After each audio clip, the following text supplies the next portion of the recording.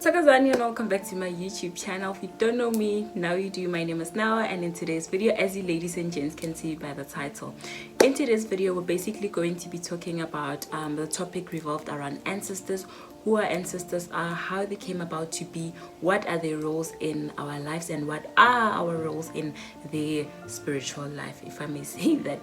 Now, without wasting any time on the intro, I would like to get into the video, but before I do so, just a quick reminder, please do not forget to subscribe to my channel. Yay, we're officially on our way to 2,000 subscribers. Please do make sure that you subscribe to my channel. Please do like my video, and also, drop down a comment down below, and also share with someone who would like to get into the path of finding out or knowing more about African spirituality. Now, without further ado, let's get into the video.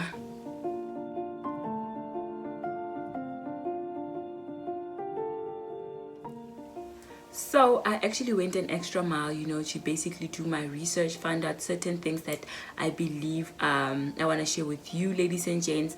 As much as I'm a traditional healer, I'm still on a path of, finding out more about African spirituality, because with African spirituality, we never really know African spirituality, because obviously times are evolving, and most of us have gotten into the groove of operating in the Western way. So in today's video, we're just going to be talking about who ancestors are, and what roles they play in our lives, what roles we play in their spiritual life, and why are they important, basically. So that is what we're going to be discussing. So the first thing that I want to talk about is basically defining who ancestors are, right? So ancestors, I think, is just an easy definition. It's just someone or people who have departed from this world, who are in our bloodline, right? So once someone leaves this earth, automatically they become an ancestor.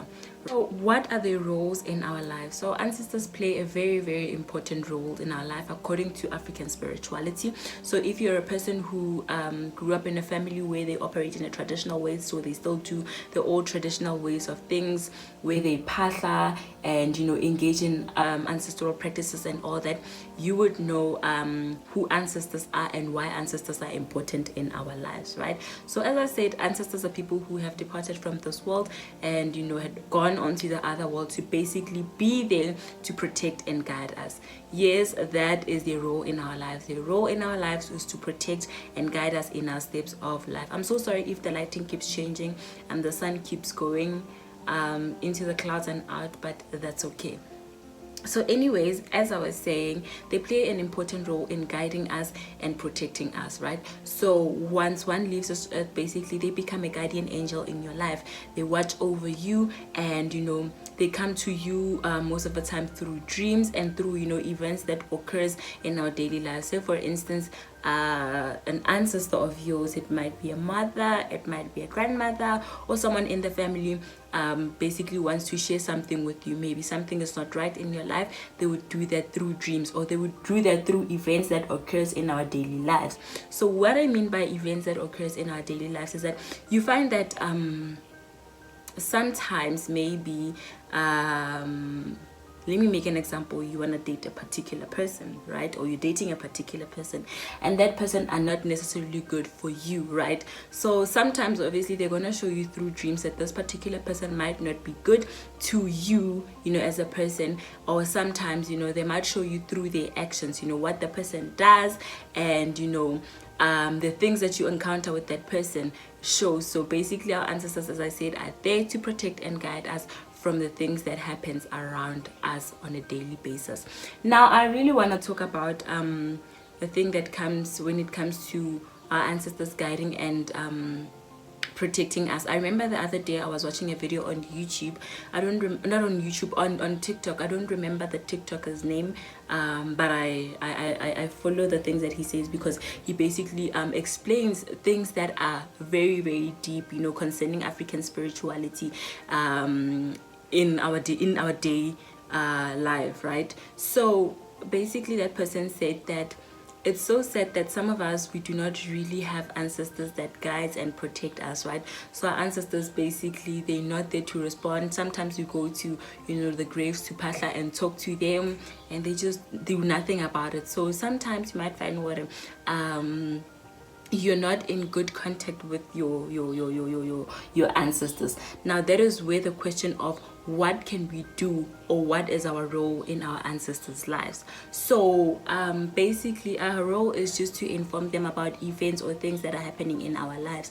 If maybe you have gotten a new job, if you're looking for a new job, you know, if you've gotten a baby, or if something has happened, something good, something bad that has happened in your life, it is your duty, it is your responsibility to always inform your ancestors about those certain things, because as I said, they're there to guide and protect us. So by you telling them what the things that are going on in your life, it basically gives them that thing, yeah, or okay, I'm gonna guide and protect my child on this particular thing. Say for instance, I'd make an example with me, right? So I'm a university student.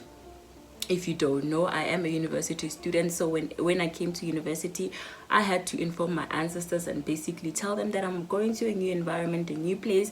Please guide me, you know, throughout my course, and you know, be with me, guide me, and all that. So that's what they'll be doing, you know. So our responsibility is just to basically inform our ancestors. And even when I finish my course, I believe that it is my responsibility to go back to them and say thank you for, you know, guiding and protecting me throughout my years in university. So that is our role in their lives, right? In the spiritual life. In the spiritual life. So our role is basically to inform them about the things that are going on in our lives, so that they're there to protect and shield us always. I think another thing that I really want to get into that bothers me a lot of times, I see people debate about it a lot of times, is the difference between worshiping and acknowledging our ancestors. Now, so many times as traditional healers, or as people who operate using Barekeng African spiritual practices and all that, we often told that we're worshiping our ancestors. We're told that if like we're doing African practices and all that, we can't go to church, we can't be Christians because that is against Christianity and all that. Whereas truth of the matter is that we're not worshiping our ancestors, we're just simply acknowledging our ancestors. Now that is where I actually went on and did a bit of research about the two words, what is worshiping and what is acknowledging our ancestors. I actually jotted it down because I feel like it is a very important point that I have to make, just to, you know, put a bit of clarity between worshiping and acknowledging our ancestors. So the first one, worshiping. So worshiping, the definition is it's an act of religious devotion, usually directed towards deity, right? So I believe that worshiping, we worship someone of higher power, right? Of higher power, being that it's God, or you know, someone that you worship, like someone that you know, you see as holy and all that, if I may say that. So that I believe it is worshiping. Now, acknowledging is accepting or admiring the existence of or true of something. I'm gonna repeat that. Acknowledging is to accept or admit the existence or truth of something. Now with us, as I said, we're just acknowledging our ancestors. We're just acknowledging that Ugogo was once with us here on earth, right? So hence we're not gonna forget her existence. You know, she was once here with us. So hence I say that we're gonna continue, you know, to go Komabitleng at the graveyard, you know, to go talk to Ugogo from time to time, to tell her the things that are happening in our lives.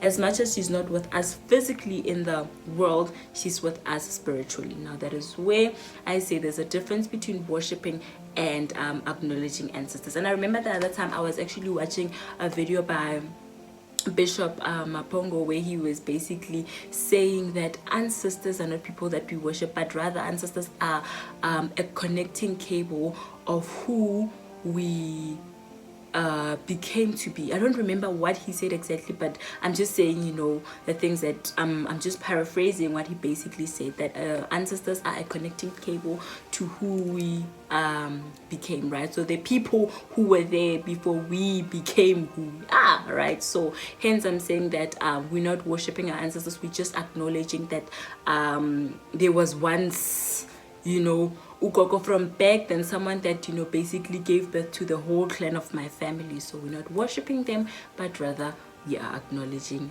their existence.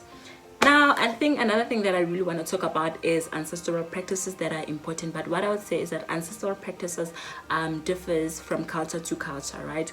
So Sotho, Pedi, Tswana, Venda, Zulu, Swati, and all the other cultures, we have different ancestral practices. As I said, they vary from culture to culture. We don't do the same things, but I'm just gonna, you know, just tell you the important practices that I think are common amongst all the cultures, right? So the first practice is UKUPHAHLA.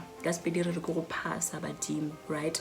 It's basically an act. I'm just gonna put a link of a video I did last year about the importance of UKUPHAHLA, or what UKUPHAHLA is, so that you can just get a bit of background of what UKUPHAHLA is.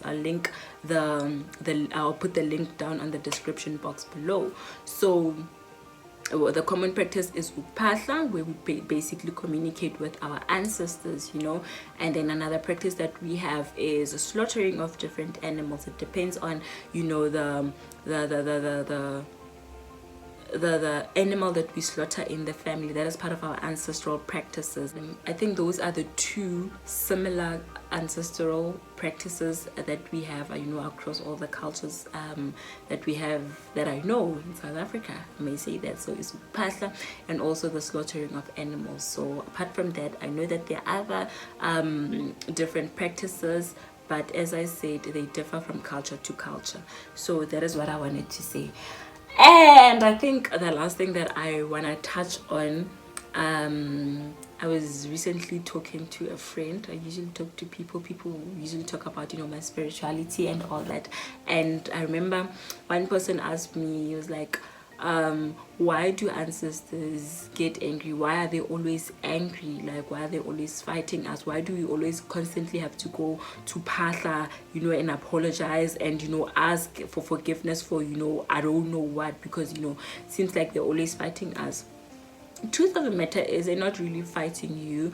I think there's just the things that you're not doing right, you know. As I said, throughout the years, we have kind of lost touch of the things that we're supposed to do, you know, within our culture. So that is where we're unable to know what to actually do for our ancestors. So they're not fighting you because you're not doing anything right, but they're fighting you because there's something that you're missing to do. So I think with that, it's just, you know, all about going out there, finding out, you know, what's the best thing that you can do, you know, for Amadlutweni. And again, I think going out to consult with, you know, traditional healers, trusted traditional healers, about, you know, things that you can do in order to fix that thing that's happening, you know, fix those ancestors who are angry and all that. I hope I was clear about that. I was just a bit all over the place, but I think that will be okay. Now, thank you so much for watching my video. I hope you ladies and gents enjoyed. Please do not forget to subscribe. We're still gonna have more videos like this. I'm actually in the mood right now to actually continue producing my African spirituality videos. I've been out of touch with them because I felt that, you know, I needed to go out there. As much as I say that I'm a traditional healer, again, I wanted to go out there to find out more, you know, so that I share content or share videos that are educational and videos that will hopefully be helpful to you.